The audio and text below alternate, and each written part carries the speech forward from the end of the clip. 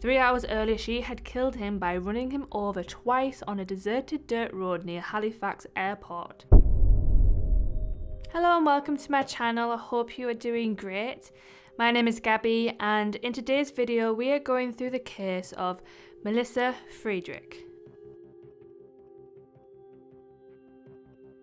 On the 9th to the 5th of November 2004, an ambulance was called to the Pinellas Park, Florida home of 73-year-old Alex Strategos.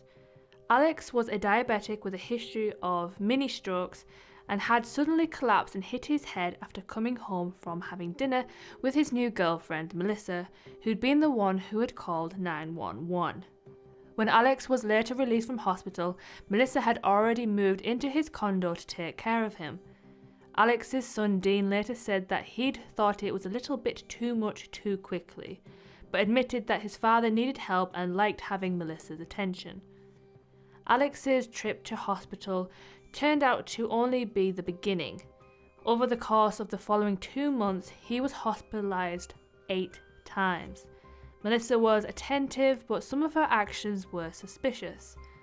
On the 28th of December 2004, she got Alex to sign power of attorney over to her, claiming that it was so that she could pay his bills while he was unwell.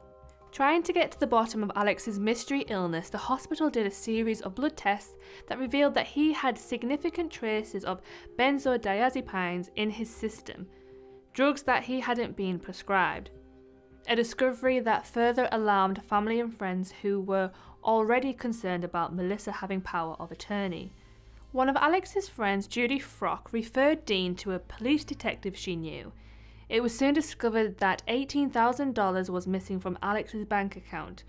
Additionally, Alex had voiced the suspicion that the drugs found in his system had been administered by Melissa, putting them into his ice cream she served him every night. On the 6th of January 2005, Pinellas Park police arrested Melissa and charged her with the exploitation of the elderly, theft and forgery. They also launched an investigation into her background and found over 30 convictions for a variety of crimes, a number of different aliases, and most alarmingly, multiple husbands who had died in mysterious circumstances. Melissa Ann Russell was born in Burnt Church, New Brunswick, Canada on the 16th of May 1935. In 1953, she moved to Ontario to live with an aunt, and 2 years later met factory worker Russell Shepard. They later married and had 2 children, but the marriage ultimately ended in divorce. Between 1970 and 1985, Melissa was convicted of an assortment of over 30 crimes ranging from littering to fraud, forgery and impersonation, and spent a total of 5 years in prison. In 1988, while living on Prince Edward Island, the then 55-year-old Melissa got together with 44-year-old widower Gordon Stewart. Despite still being legally married to Russell Shepard, the divorce not being finalised until May 1991, Melissa married Gordon in 1990. Just before Christmas that year, Gordon was admitted to hospital, disoriented and foaming at the mouth. Blood tests revealed that he had a large amount of benzodiazepine in his system, but at this time it didn't arouse suspicion. In early 1991, Gordon pled guilty to assaulting Melissa and spent some time in jail. When he was released in March that year, his probation order stipulated that he was to have no contact with Melissa, but instead the couple got back together and moved to Dartmouth, Nova Scotia in April. Soon after, on the 27th of April 1991, Melissa reported Gordon's death to the authorities. 3 hours earlier, she had killed him by running him over twice on a deserted dirt road near Halifax Airport.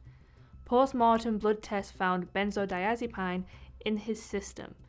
Melissa claimed that Gordon had forced her at knife point to drive around all day before sexually assaulting her in the woods, and that she'd run him over in the process of trying to escape. However, physical examinations revealed no evidence of the alleged assault, and there was no dirt on her clothes. Prior to his death, Gordon had written a letter in which he described how Melissa had cheated on him, repeatedly lied, and drained his bank account. At the trial, prosecutors aimed for a murder conviction, saying that Melissa had drugged Gordon into unconsciousness before running him over with a Chevrolet Cavalier, with the motive being obtaining his military pension, which would have been passed on to her after his death. However, the judge instructed the jurors that if they believed that Gordon's death was accidental, they should find Melissa guilty of manslaughter rather than murder. Amazingly, they believed her version of events enough to do so. Melissa was convicted of manslaughter and sentenced to 6 years in prison, of which she only served 2 due to getting early release for good behaviour. Following her release from prison, Melissa toured the country giving speeches on battered women syndrome and killing in self-defense, and even receiving a government grant for her work. In April 2001, Melissa met 83-year-old American widower Robert Friedrich at a Christian retreat in Ontario. The next day, the 66-year-old Melissa wrote him a letter describing how she'd seen him speak at a prayer meeting and how God had told her that he wanted them to get married. Apparently, Robert didn't need any more convincing because they got married a few days later. Robert Friedrich died in 2002, 1 month after changing his will to leave everything to Melissa. His bank account had already been drained, and officially the cause of death was cardiac arrest. There was no autopsy, and Melissa arranged for Robert to be cremated as soon as possible. While there was some suspicion about Robert's death, his age and lack of evidence meant that there wasn't a criminal investigation, although Robert's sons later won back $15,000 of their late father's money. 2 years after Robert's death, Melissa met Alex Strategos through an online dating website. A few days after they met online, she went down to Florida to see him in person. He was admitted to hospital for the first time soon after. On the 14th of March 2005, Melissa pled guilty to 3 counts of grand theft from a person of 65 or older, 2 counts of forgery and 2 counts of using a forged document. She was sentenced to 5 years in prison. Upon her release on the 4th of April 2009, she was deported to Canada, where she lived on her own in a seniors apartment building in Nova Scotia. In 2012, she had a whirlwind romance with her neighbour, 75-year-old widower Fred Weeks, that culminated in them getting married on the 25th of September of that year. A friend of his, George Megany, was suspicious of the relationship, having seen Melissa on a CBC documentary about her crimes, The Widow's Web, and asked the police to warn Fred about who he'd married, but they didn't do anything. On the 28th of September, Melissa and Fred checked into the Chambers guest house in North Sydney, Nova Scotia, Melissa complaining of a rough ferry crossing that left her new husband feeling unwell. The owner of the guest house thought she heard someone fall in the night, but Melissa insisted that everything was fine. The next day, she asked the owner to call an ambulance for Fred, but insisted on having breakfast first. Suspicious, the owner called the police along with the ambulance, and they found Fred on the floor of the couple's room, weak and disorientated. On the 30th of September, Fred's son called the police to report that Melissa had been falsely informing hospital staff that Fred was childless and had dementia, a lie that she was soon discovered to have also been telling their neighbours in the seniors' apartment building, along with the equally untrue claims that Fred had chronic obstructive pulmonary disease and a history of heart attacks.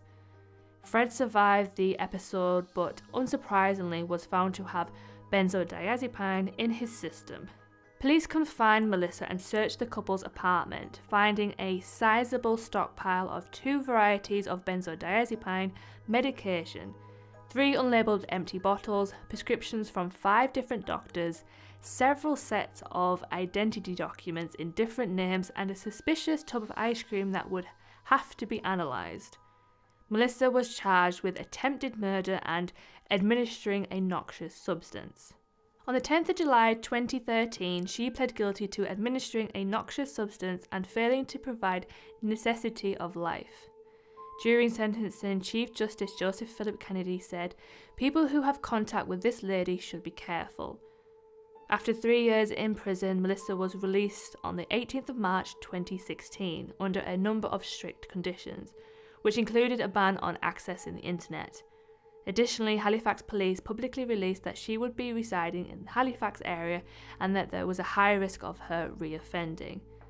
On the 11th of April 2016, a community response officer saw Melissa breaching the conditions of her release by accessing the internet at Halifax Central Library.